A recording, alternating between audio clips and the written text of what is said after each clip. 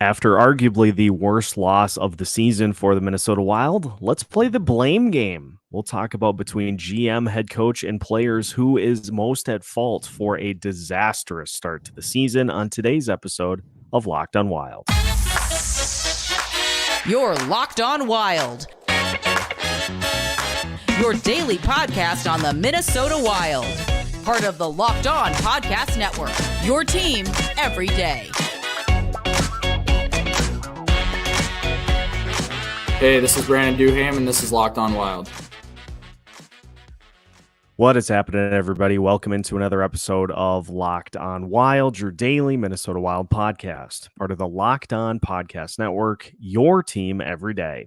Thank you, as always, for making Locked on Wild your first listen each and every day. Make sure you subscribe on YouTube and your favorite podcast platforms so you don't miss out on any of our content throughout the week. Today's episode is brought to you by Sleeper.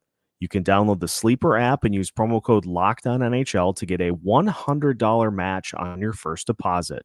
Terms and conditions apply. See Sleeper's terms of use for details.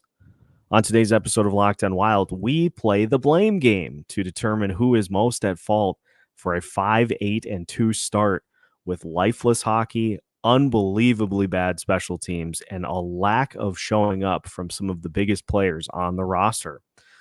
My name is Seth Sopal, your daily Minnesota Wild insider, joined for a Monday episode, as always, by Alex Micheletti. And Alex, I'm tired. I am extremely crabby after yet another, arguably the worst loss of the season, 8-3 at the hands of the Dallas Stars, a franchise record 5 power play goals allowed, franchise tying 8 goals allowed at the XL Energy Center.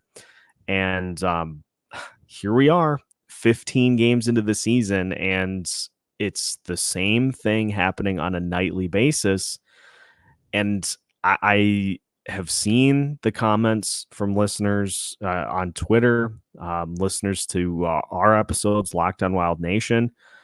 Fans are frustrated with what we have seen so far, and the easiest way to try to clean things up is to get rid of the head coach, to move on from Dean Evason, and to try to get a new voice in here to motivate these players. I don't think we're going to see it, for one, because that's going to require Bill Guerin to admit that there's a problem with this roster, which is something I don't think he's going to do. And you have a large portion of blame that can be almost equally split between players, coaches, and GM that has led to this team looking the worst it has since probably the middle of the 2000s, and not looking like there's any chance that they come out of what has been just a miserable start to the season. They lack any speed right now. They look like one of the slowest teams in the league, and we thought the defense was going to get better with Jared Spurgeon. It seems to have been has been worse since he got back. It's just so frustrating, and some of the the big time earners on this team, they aren't producing. And so, I mean, what is a new coach going to do if the players can't perform? That the new voice isn't going to change much. I mean, fire him. Good. I mean, what's it going to do to this team? Because Bill locked them in for 3 or 4 years, and a lot of them don't have any. You can't trade them because they have the trade protection in their contracts. So, good luck. The guys that you can trade, what are you going to get for them too? So that's a problem. The biggest issue is the goalies. You bring in a new coach. It doesn't change if Marc-Andre Fleury and Philip Gustafsson don't stop the puck, and it's embarrassing to let in 8 goals at home. It just is, to have that, just have another 7+, just like the LA Kings game earlier this season too. And they're already having closed door meetings 15 games in. Yikes. It's deja vu. Second time they've had a closed door meeting so far this season in 15 games. And you talk about the top players not showing up. Kirill Kaprizov does not look even close to what he has been over the last few seasons. He is timid with the puck. He is turning the puck over almost every time he touches it. he was on the power play tonight. He seemed reluctant to even step into the face-off circles for shots. He looks like he is disinterested. He looks like he is incapable of playing the way that he did even as recently as last year pre-injury. But it's not just him. There was an instance last night in which Matt Boldy had an opportunity, tried to skate through 4 Stars players, had the puck right in the middle of the slot with no one between him and Jake Ottinger, and hesitated, which you're thinking, okay, he's going to rip a shot from here and he's going to try to go high on Jake Ottinger, because guess what? That's how you beat Jake Ottinger. The goals that the Wild scored in the game were all high. And so I guess props for that, for at least trying to attack a weakness on an opposing goalie as opposed to rifling one right between the pads and just giving them the easiest opportunity to save of all time. But then he continued to the net and lost control of the puck and then tried to just slam one into Jake Ottinger's pad. And so you have Kirill Kaprizov, who is not able to, at this point, do anything close to what he has been in the previous years. And Matt Boldy, who just is looking like somebody who is just getting to the NHL level and is frightened beyond belief of what's going on. And so I guess take your pick as to which one is more concerning, but I guess I would go with the one that is locked into a 7-year deal at $7 million per season. And we'll talk about the money being thrown to players who have one good season by this general manager, because guess what? That's a huge problem too.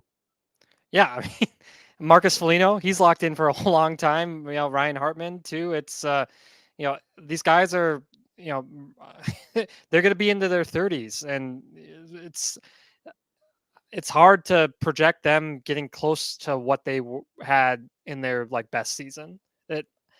There's no way Marcus Foligno, I mean, he's not anywhere near worth what he's going to be getting in this extension. It's so frustrating, and the lack of depth, lack of speed. It's so hard for them to win faceoffs too, and that just sets you back. It's absolutely ridiculous. And there's some big time earners on the back end too that aren't they aren't pulling their weight either. Jake Middleton has looked awful. I don't know what's going on with him. Even with Spurgeon back, it was a nightmare tonight, and the back end seems so discombobulated. And then you have goalies that, I mean, that second power play goal that Robertson had, I mean, he was almost out of the zone, and he took a shot and it went, I mean, Fleury, what was he doing? He wasn't screened. He had a clean look at it and it just went right over him.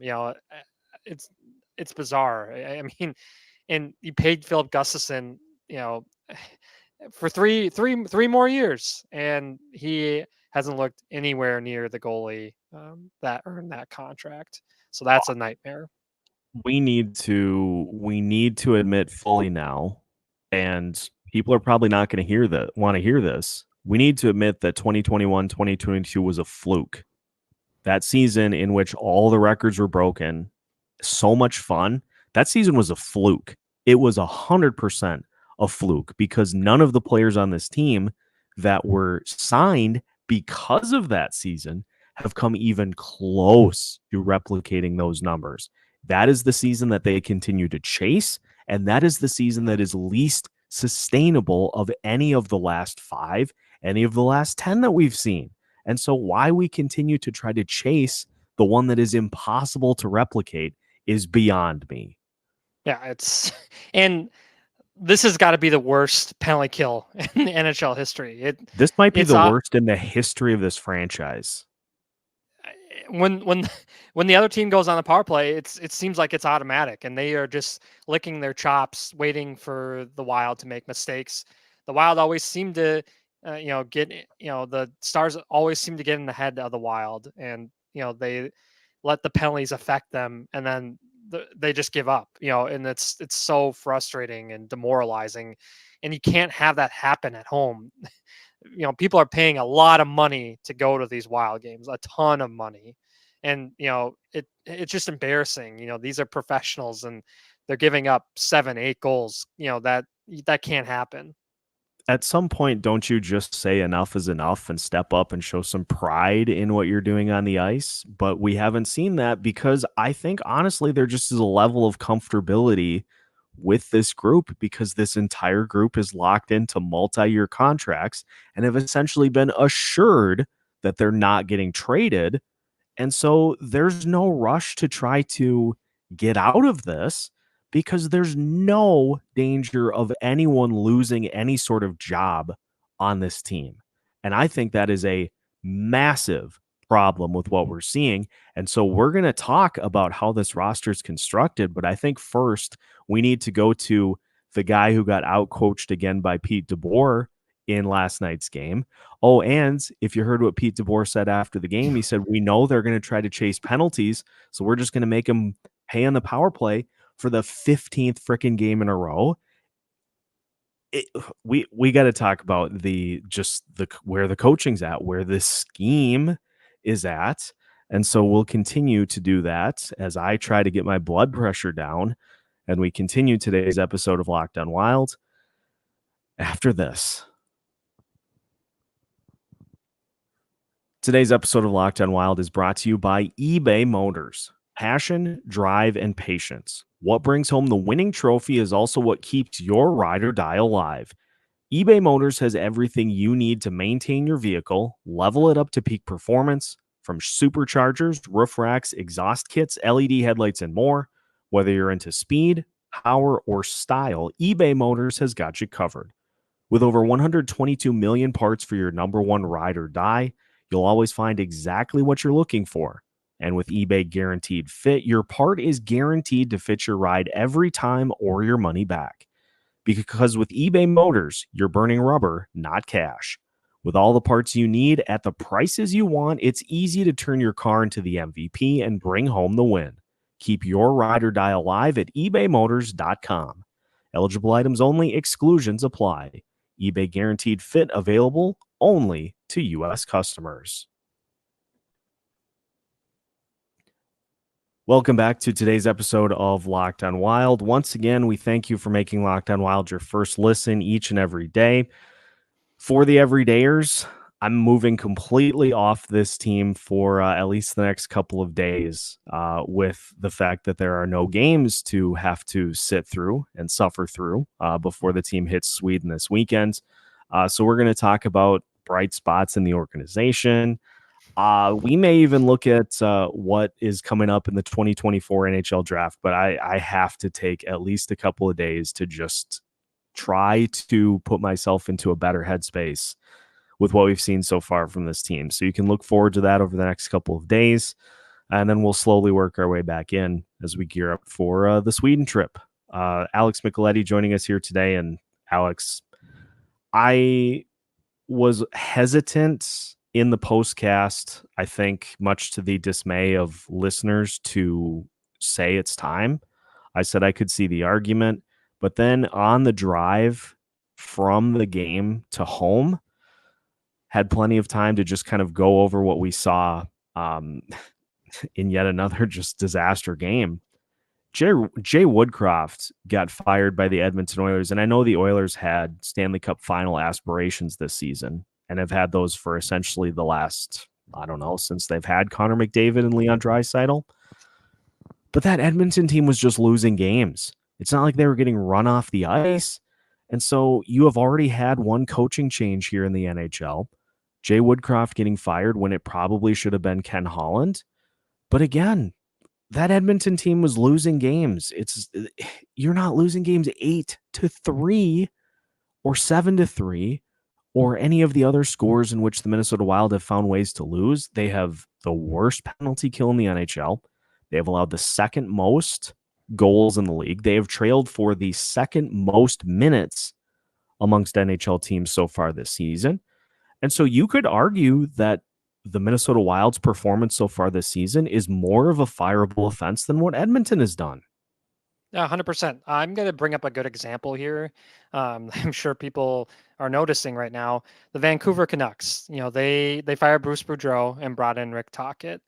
The difference between this Wild team and the Vancouver team is The Wild don't have an Elias Pettersson who's leading the league in points now. They don't have a Quinn Hughes. I mean, the way those guys are playing, JT Miller. I mean, some of these guys, and Brock Besser's on fire too. They just have better players too. That helps. I mean, Rick Tocchet's a good coach too, but that's a big difference when they made their coaching change, and look at them now. But the Wild aren't anywhere near Vancouver. If they played Vancouver right now, Vancouver would run them out of the building. Let's look at a good example here in the state of Minnesota, because the weekend wasn't completely lost, despite the Gopher football team getting hilariously embarrassed by Purdue. We've got a pretty good coach amongst Minnesota teams in Kevin O'Connell, I think. And we're seeing what a Minnesota Vikings team that, yes, they have elite top-end talent on offense. They don't have elite top-end talent for the most part on defense. They have a handful of good players on that unit, but we're seeing, I think, the effect that a coach instilling the power of belief in a team and believing in players to get the job done, but also, I think, knowing when the other side of the coin needs to be pushed. We've seen in the past disciplinarian guys like Mike Zimmer, who has come in and has tried to restore order after the franchise seemingly drifts off course and is just listing away in the ocean. I think one of the big problems from this Minnesota Wild team so far is the level at which they are allowed to self-police. I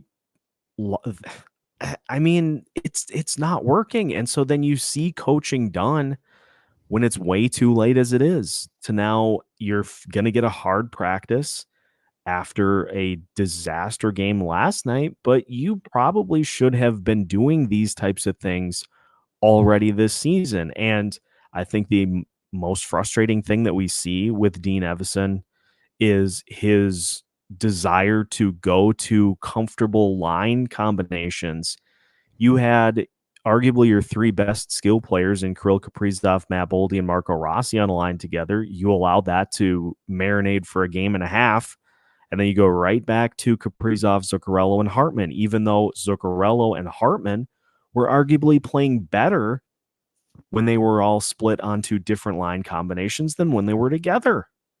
And another frustrating thing is he believes that some of these guys, just because they signed a contract extension, that they deserve those spots. You have to earn it by your play. And that's clearly not happening. And the fact that they ever had Rossi with Gaudreau and in Foligno, that was never ever gonna work, and then thankfully he was still able to produce, and just by on broken plays a lot of the time, and sometimes on the power play. But yeah, it's got to be frustrating for him too, because he's starting to show that he belongs too, and they just refuse to put him with Kaprizov, and I think that would really help Kaprizov get going too. It's, I don't know what is going on with Kirill, if he's ever fully recovered from the Logan Stanley hit or what, but the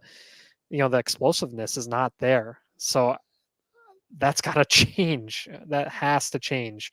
He can't, I've tweeted about this before too. We can't have, multiple games in a row where the studs of the other teams are putting up 3, 4, 5 points, and Kirill is nothing, getting nothing, and that you're not going to win any games if Kirill is not producing. Here's a novel concept. We saw this happen with the Calgary Flames because Jonathan Huberdeau was not having, he hasn't had a great start to the season, to say the least, but wasn't having a great game. And so in the third period, he didn't play a single shift. This team send a message. They've played shorthanded before, and I know you can't bench everybody, but if your fourth line is the line that is playing the best and your top line is giving you absolutely nothing, set those guys for the entire end of the game. Like, honestly, when Dean sent the fourth line out in the third D pairing for that final power play, I about stood up in the press box and clapped, because that was the first instance. He waited till that. Yeah, that's the first instance we've seen any sort of like, okay, you guys are going to just not play well. All right, we're going to yank you off of those responsibilities. But again, like you said, it happened at the end of the game. And so that's the frustrating thing too, is there just is no accountability for any of these types of mistakes. You see a rookie make a mistake and they're yanked off of that line immediately and thrown all the way down to the bottom of the lineup. The veterans essentially have free reign to do whatever they want because there's zero fear of any sort of retribution or any sort of being held accountable for playing terribly. He won't even name names. That's frustrating too in the presser. You know, if you aren't held accountable, they have nothing to worry about. You know, it's just crazy because at some point, if you're making the amount of money that you're making, the coach you have to do something. Yeah. And other teams are not afraid to bench. You know, Jonathan Huberdeau is making double digits. You know, in millions. Where's the accountability? And there's none. And from the bottom to the top, there's no accountability. It's not just Dean. There's nothing. Yeah, and so I'm not going to try to defend it anymore. I think it's beyond time for a change because this is the same crap that we've seen the last 2 seasons. We saw it at the end of the magical fluke season against the St. Louis Blues, where they said we're just gonna pick the weaknesses that you have and we're just gonna beat them to death. And then you come back the next year and you say, well, we just have to be better, and you're not. It's the same things. And now this year, it's those same levels of mistakes just compounded to an nth degree to where you're just getting your faces caved in basically 3 different ways. Take your pick so far in these first 15 games of the season. And so um I'm to the point that I welcome a change, but again, it's going to have to come from higher up the ladder, and it's not going to come from the guy that built this roster. No, So because he doesn't want to look like he failed. Let's talk about that to finish today's episode of Locked on Wilds after this. Today's episode of Locked on Wild is also brought to you by Sleeper. And whether it be the Dallas Stars scoring 8 goals on the Minnesota Wild, or Jason Robertson scoring 2 power play goals on whoever's in net for the Wild, or some other team other than the Minnesota Wild hoisting the Stanley Cup, you could win big by playing daily fantasy hockey on Sleeper, the official daily fantasy app of the Locked On NHL Network. Sleeper is our #1 choice for daily fantasy sports, and especially daily fantasy hockey, because with Sleeper, you can win 100 times your cash in daily fantasy hockey contests. All you have to do is pick stud players like Connor McDavid, Alex Ovechkin, Sidney Crosby, or Nathan McKinnon, and whether or not they will record more or less than their Sleeper projections for things like goals, assists, saves, plus, minus, and more in a given game. It's so easy. It only takes around 60 seconds to put your lineup in, and you can play daily fantasy in NFL, NBA, MLB, or college football on Sleeper as well. Use promo code LOCKEDONNHL and you'll get up to a $100 match on your first deposit. Terms and conditions apply. That's code LOCKEDONNHL. See Sleeper's terms of use for details and locational availability. Welcome back to today's episode of Locked on Wild. Once again, we thank you for making Locked on Wild your first listen each and every day. For the everydayers, again, we're stepping into other happier topics for the next couple of days because I need a bit of a break. And so we'll talk about how the Iowa Wild are doing so far. Jesper Wallstedt looking really good. So we'll talk about him, and we'll talk about some other topics as well here to start the week as we gear up for the international showcase coming up on Saturday and Sunday. Again, reminder, make sure to join both of our live streams for the Saturday and Sunday games. We've got some fun guests that have already locked in, with more on the way. So should be a lot of fun for you on Saturday and Sunday. All right, so let's talk about the overall roster construction, because there is a case to be made that a coach can only do so much with what he has. Well, we have the GM to thank for that, Alex, because you look at this roster It is, I think, the second oldest in the NHL. You have veteran guys that have been brought in all up and down this lineup because they bring more grit to the table than speed and skill. I think we're seeing a perfect example of the fact that, yes, it may be that you need to rely on your defense and goaltending once you get to the postseason, but speed and skill is what wins games at the NHL level, hands down. And this Wild team has next to none of either of those two things. you don't have a power play defenseman on the roster now, yeah, because they refuse to even let Brock even try. So that hurts right there. And the guy you had before was a defensive liability, even though he improved defensively a little bit. Kalen Addison was still not trustworthy outside of a power play role, and they took him off the top power play, which was why he was even in the lineup. And so you saw that coming from a mile away. Now he's in San Jose and -4 the other night. So just, yeah, not the same. The more things change, the more things stay the same too, right? Yeah. So it's ridiculous. And the frustrating part about this whole thing is that we knew going in that this season and next season were going to be on the tough side because you don't have a lot in the way of cap room to make moves. And so I think we had hoped that there was going to be maybe a little bit of a reset even after this year of, hey, this formula isn't working. And so instead of just continuing to bang our heads into the wall, we're going to try some new pieces with this mix. I mean, you could even, if not for the dismal start, you could pull from this season if and it looks like it's not going to be, if it's not a playoff season for the Wild, you could pull positives from this year that, hey, Marco Rossi and Brock Faber look pretty good. And so those are guys that you can build with going forward. But now let's just go through the list. I mean, Kirill Kaprizov is still on his current deal. He's got a couple more seasons left of that. Ryan Hartman now locked in for 4 more seasons. Matt Zuccarello locked in for 2 more seasons. You've got Matt Boldy locked in for 7 seasons. You've got Joel Eriksson with, I think, 5 years left on his deal. Marcus Johansson signed for 2 years. Marcus Foligno signed for 4 more seasons. Freddie Gaudreau signed for 5 seasons. I mean, you've got Marco Rossi on his rookie deal. You'll hope to be able to re-sign him to an extension coming up, but I don't think that's a guarantee now because you have very limited money to be able to do that. And I think, if I recall correctly, that is either coming due at the end of this season or next year. I think it's, but then again, so your entire top 9 is locked in. Jake Middleton signed to a 3-year deal.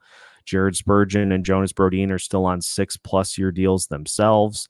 John Merrill is, at least I guess the positive is that he's been a healthy scratch for the last 5 games. Only due to, Alex Goligoski. Imagine if he doesn't get hurt. I mean, things could be even worse. They might even not even have the wins that they have. Yeah, John Merrill's locked in for 2 more seasons.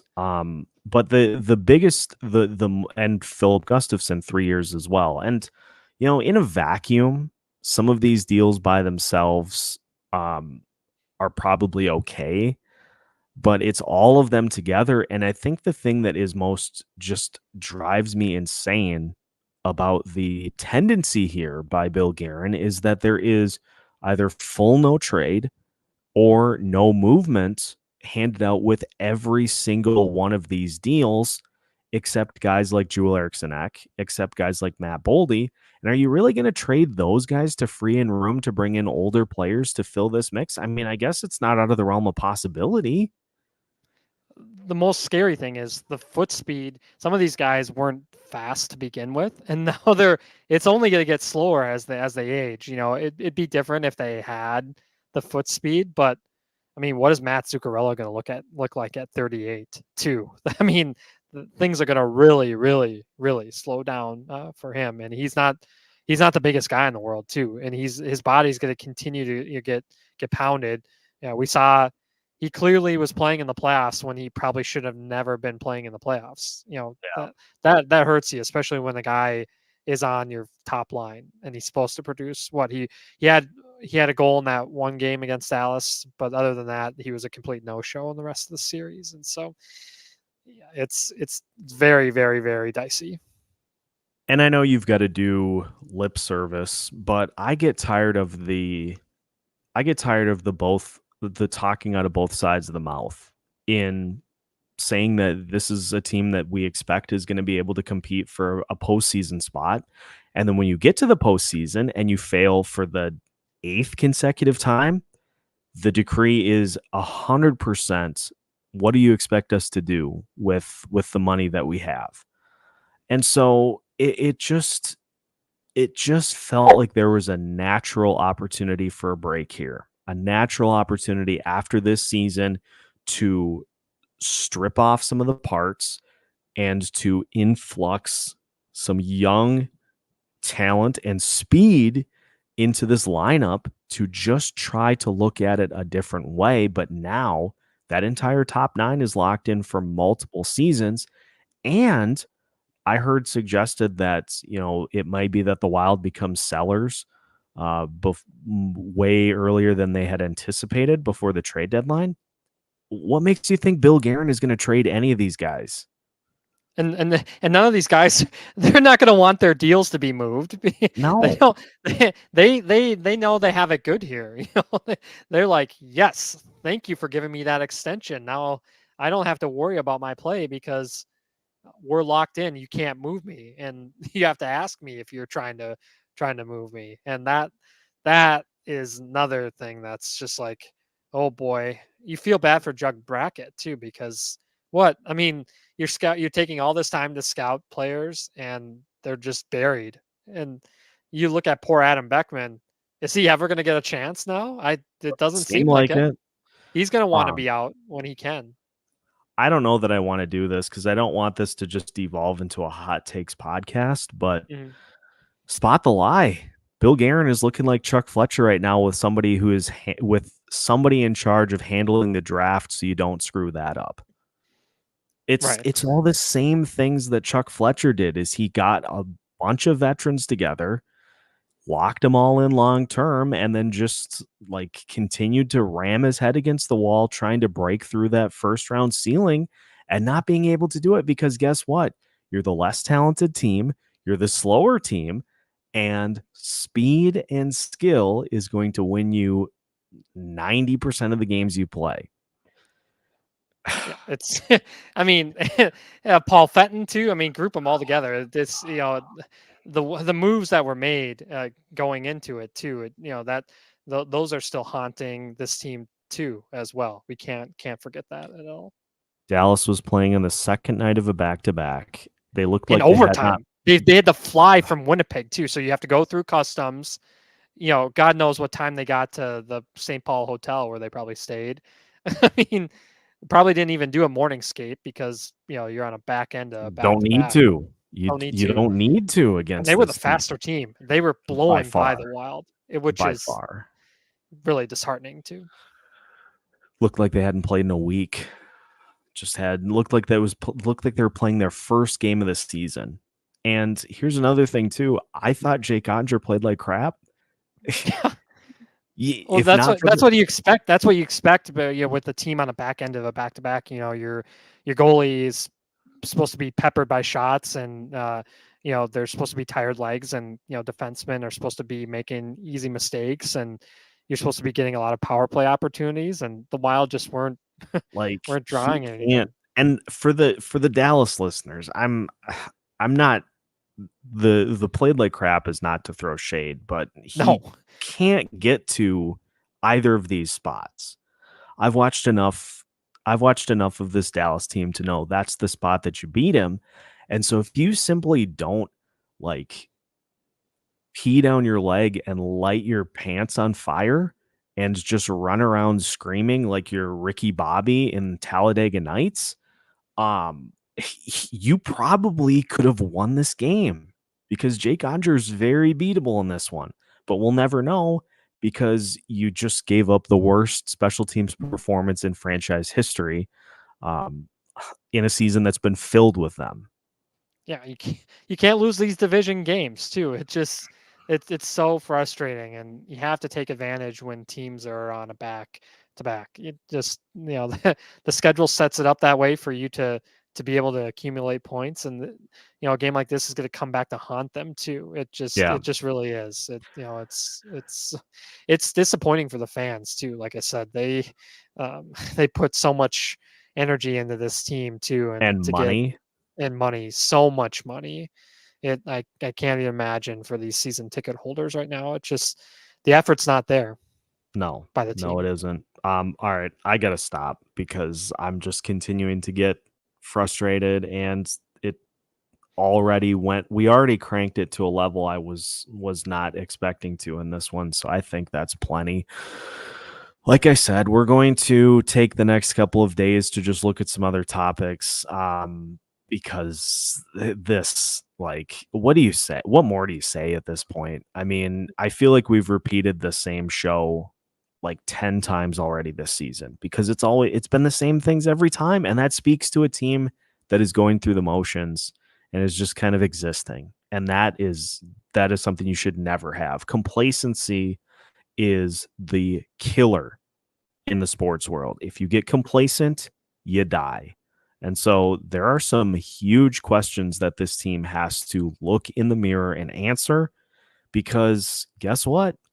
I hope I'm not having to say rock bottom again in 3 weeks, but it's trending like a new rock bottom could be established on a nightly basis for this team.